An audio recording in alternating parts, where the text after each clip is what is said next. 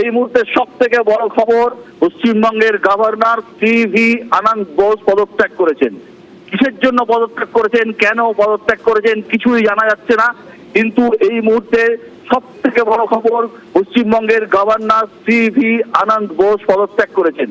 রাজনৈতিক মহলে নানা রকম জল্পনা শোনা যাচ্ছে, নানা রকম কল্পনা শোনা যাচ্ছে, কিন্তু এখনো পর্যন্ত স্পষ্ট নয়, এখনো পর্যন্ত পরিষ্কার নয় কি কারণে সিভি আনন্দ বোস পদত্যাগ করলেন।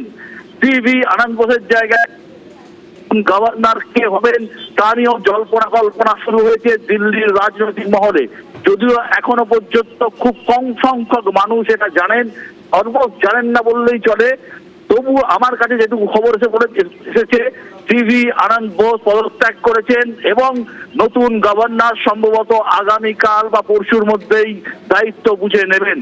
এখন কেউ কেউ বলছেন হয়তো পশ্চিমবঙ্গে অন্য কোনো শাসনের পরিকল্পনা হতে পারে, কেউ কেউ অন্য কোনো জল্পনা উড়িয়ে দিচ্ছেন, কেউ কেউ বলছেন যে কোথাও মতবিরোধ হয়েছে, কেউ কেউ বলছেন কোথাও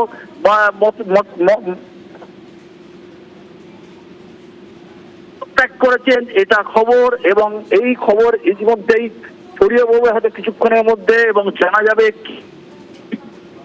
হবে।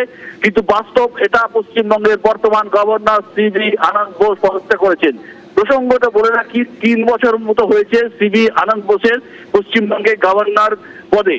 এর আগে জগদীপ ধনখড়, তারও 3 বছর ছিল, মেয়াদ হয়েছিল 3 বছরের, কিন্তু তারপর তাকে উপরাষ্ট্রপতি করে পাঠিয়ে দেওয়া হয় দিল্লিতে।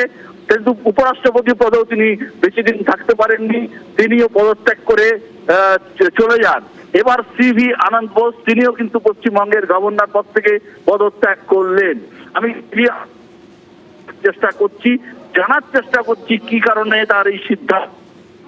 এটা বাস্তব, পশ্চিমবঙ্গের গভর্নর সিভি আনন্দ বোস এই মুহূর্তে পদত্যাগ করেছেন, তার পদত্যাগপত্র তিনি দিল্লিতে পাঠিয়ে দিয়েছেন।